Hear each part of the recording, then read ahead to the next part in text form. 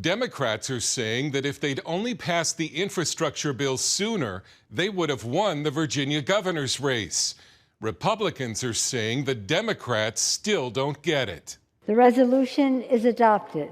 After months of Democratic infighting, the $1.2 trillion so-called Roads and Bridges bill is headed to Joe Biden's desk for his signature, the first part of his so-called Build Back Better agenda. We took a monumental step forward as a nation. We're just getting started. The legislation is billed as the single largest investment in the nation's roads, bridges, rail lines, and airports in decades.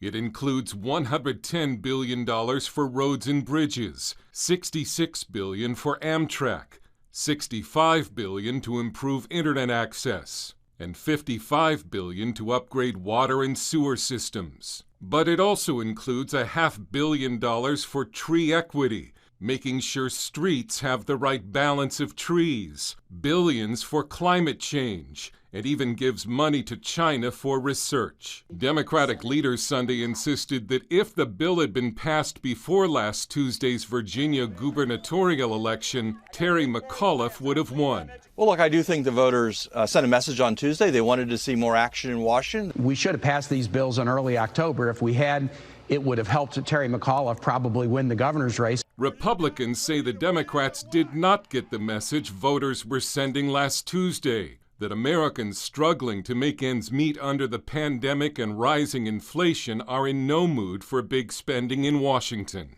You would think this would be a wake-up call for the Democrats. It was a rejection election. Voters overwhelmingly across the country rejected these radical policies of the Democrats, which have caused inflation, rising prices. And Republicans see a giant red wave sweeping the country next year. Joe Biden and Kamala Harris, the rest of the clown car in Washington, is setting the stage for a victory in 2022, a bigger victory in 2024. Some House Democrats do see the writing on the wall from last Tuesday's elections, with increasing numbers announcing they're retiring. Polls not only show Joe Biden's approval rating at 38%, but nearly two-thirds of Americans and almost a third of Democrats don't want him to run again. And the second part of Biden's infrastructure package could make voters even angrier. A multi-trillion-dollar social spending bill Republicans say is nothing more than socialism. Dale Hurd, CBN News.